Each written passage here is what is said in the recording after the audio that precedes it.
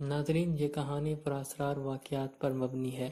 ایک ماں ایسے بچے کی پرورش کرتی ہے جو حقیقت میں جن کا بچہ ہوتا ہے، اور یہ بچہ اس ماں کو کئی آزمائشوں میں مبتلا کرتا ہے۔ اس کہانی کو سنانے سے پہلے آپ کو بتاتا چلوں کہ اگر آپ نے ہمارے چینل کو سبسکرائب نہیں کیا تو ہمارے چینل کو سبسکرائب کر دیجئے۔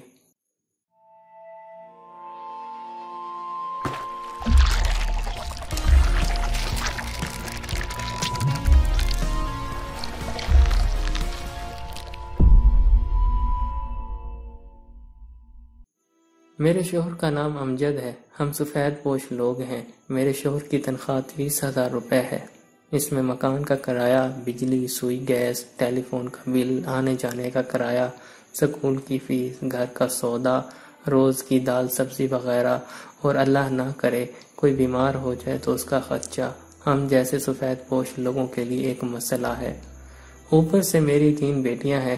اللہ کی نظر میں بیٹیاں رحمت ہوتی ہیں، مگر زحمت جب بن جاتی ہیں، جب ان کو پڑھاؤ لکھاؤ، شادی کا لمبا جہیز دو، مگر قسمت نہیں دے سکتے۔ میرا نام صفیہ ہے۔ بیٹے کی چاہ مجھے شروع سے ہی تھی۔ جب میری بڑی بیٹی بینش کی پیدائش ہوئی تو میں نے اللہ تعالیٰ سے شکوہ کیا کہ کاش میرا بیٹا ہوتا، اور پھر بیٹی خیر اللہ کی رضا سمجھ کر خاموش ہو گئی، اور پھر اپنی بیٹی کو قبول کر لیا، مگر بیٹے کی چاہ میرے دل سے نہ جا سکی۔ میری نمازیں اور لمبی ہو گئیں۔ ہر نماز میں میں نے صرف بیٹے کی دعا مانگی۔ پھر دوسری بیٹی ردا کی پیدائش پر میری آنکھوں کے آنسو نہیں رکتے تھے، اور زبان پر شکوہ تھا کہ یا اللہ، ایک بیٹے کی تو چاہ کی تھی، تو مانگنے پر ہر ایک کی جھولی بھر دیتا ہے، پھر میری جھولی کیوں خالی؟ خیر، اولاد تھی، قبول کر لیا، مگر تیسری بیٹی معروف کی پیدائش پر میں حیران ہوئی کہ کیوں خدا نے میری دعا قبول نہیں کی اور 3 بیٹیاں عطا فرما دیں۔ شاید میری دعا میں وہ سلیقہ نہیں، وہ تڑپ نہیں، وہ جنون نہیں جو مجھے ایک بیٹے کا فخر دے سکتا۔ اب میرے شوہر نے فیصلہ کر لیا تھا کہ اب ہم مزید اولاد پیدا نہیں کر سکتے۔ ان تینوں کی پرورش اچھی کر لی اور اللہ سے دعا مانگو ان کا نصیب اچھا کرے۔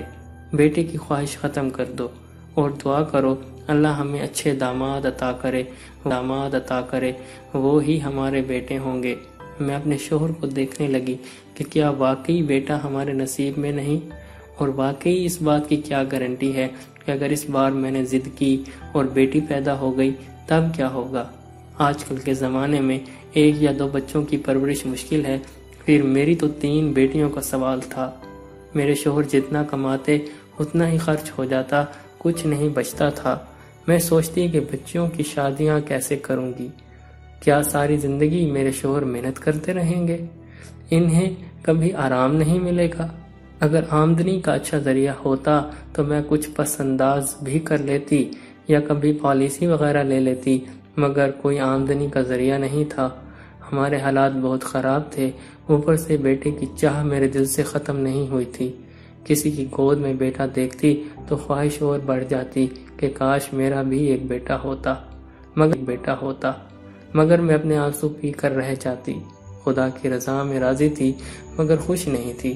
میری دونوں بڑی بیٹیوں کے سکول میں گرمیوں کی چھٹیاں ہو گئی تھیں۔ وہ اپنے پاپا سے ضد کر رہی تھی کہ پارک جانا ہے، مگر وہ اپنے روٹین والے پارک میں نہیں جانا چاہتی تھی۔ وہ کسی دوسرے پارک میں جانے کی ضد کر رہی تھی۔ پارک تو بہت سارے تھے مگر کچھ دور تھے۔ دوسرے پارک میں جانے کے لیے کرائے کی ضرورت تھی، مگر فالتو پیسہ خرچ کرنا ہمارے بس میں نہیں تھا۔ مگر آج بچوں کی ضد نے ہمیں مجبور کر دیا کہ ہم کسی بڑے دوسرے پارک میں چلے جائیں۔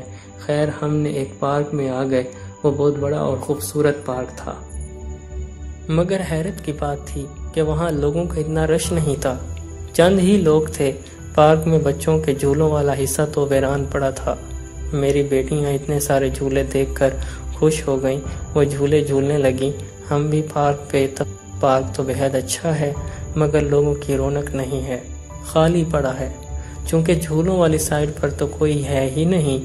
میرے شوہر بولے ہمیں کیا، ہماری بیٹیاں تو خوش ہیں، انجوائے کر رہی ہیں، جس جھولے پر چاہیں جھول رہی ہیں، وہ تینوں خوش تو ہم بھی خوش۔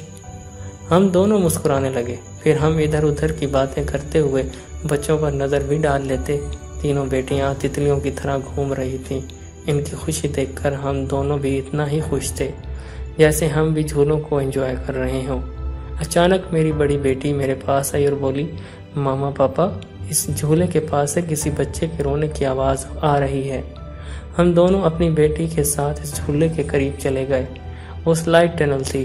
اس خول میں ایک باسکٹ رکھی تھی جس میں سے بچے کی آواز آ رہی تھی۔ میرے شوہر نے باسکٹ نکالی اور اس کا ڈھکن اٹھایا تو ناظرین، اس کہانی کا بقیہ حصہ ہماری اگلی ویڈیو ضرور دیکھیں۔ شکریہ۔